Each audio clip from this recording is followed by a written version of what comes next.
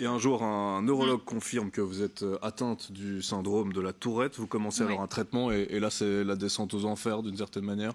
J'essayais de garder un petit train de vie quand même, de m'accrocher à la vie. Et puis en fait, les médicaments, ça m'a fait... On va dire que j'ai vraiment touché le fond de la mer à ce moment-là. Parce que médicaments, effets secondaires, dépression. J'avais pris 10 kilos, je tombais souvent dans les pommes vu que c'était des traitements hyper lourds. Puis c'était pas destiné à me soigner, c'était juste pour me shooter en vrai.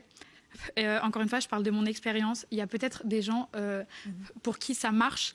Et donc, je ne dis pas aux gens de ne pas prendre de médicaments, mais pour mon cas, en tout cas, ça ne m'a pas du tout aidé.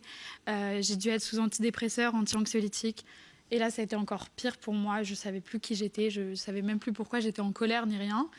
Et puis, vu qu'on est hypersensible en ayant la Tourette, sinon c'est pas drôle, forcément, un petit truc peut me rendre très mal et un petit truc peut me rendre très heureuse. En l'occurrence, ça a été un soir où il y a eu un tout petit truc qui m'a rendu très très mal. Et là, j'ai juste jeté l'éponge, quoi. J'ai dit, bon, c'est bon, ma vie s'arrête là.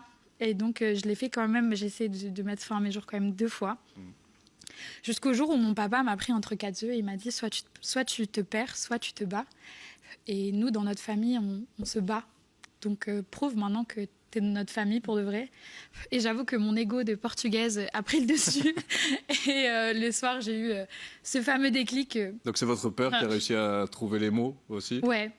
Je pense que ça a été... il y a eu mon papa. J'ai regardé la série 13 Reasons Why aussi.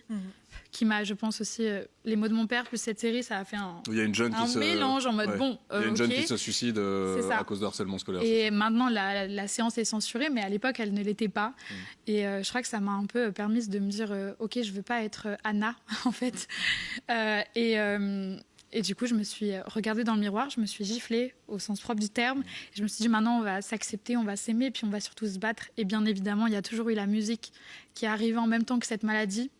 Et quand je chante, tout disparaît. Donc pendant 10 ans, ça a été juste le moyen pour moi. C'est votre médicament. Ouais, ça a été mon médicament. Et mon meilleur médicament à l'heure actuelle, ça a été l'acceptation de moi, de mon syndrome, de Gilou.